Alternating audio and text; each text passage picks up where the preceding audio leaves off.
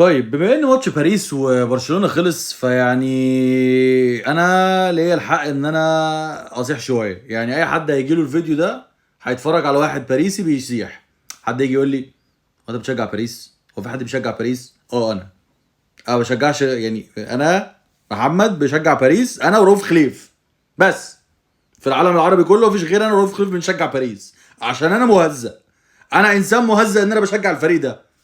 فريق لا عنده شخصيه ولا عايز يكسب.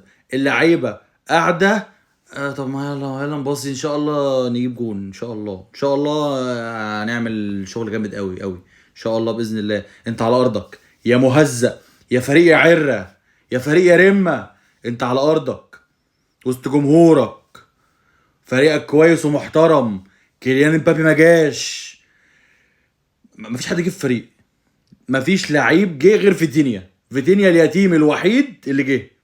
اسم تاني مفيش. عندك بيرالدو ولا اسمه امه ايه مش فاكر، لوكاس لويس بيرالدو حاجه كده. بيرالدو المدافع مالط.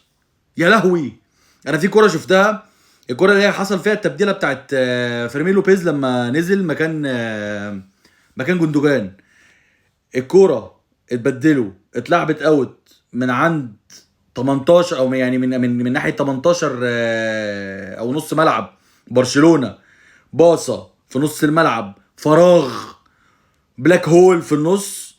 اتلعب التاني اللي هو لو حد على الشمال من عندهم مش فاكر، من حد من على الشمال برشلونه مش فاكر مين. التالتة كانت عند الجون عندنا، نونو مينديز هو اللي طلعها بالصدفه. 3 كور 3 باصات وصلوهم للجون عندنا من جونهم. ده احنا فريق مهزأ، اقسم بالله احنا فريق مهزأ. وبرشلونه افتكر يدافع ازاي.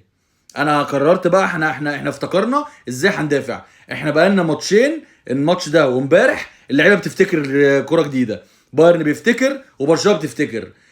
اراوخو عمل ماتش ابن كلب يخرب بيته في كل حته في الملعب، في كل حته في ال 18. اي حد بيشوف بيوقفه يخرب.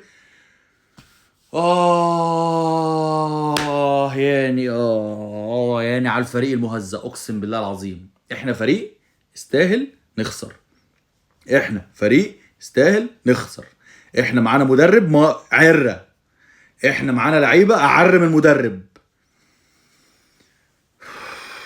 الف مبروك لجماهير برشلونه، حقكم تفرحوا. برشلونه لعب حلو قوي.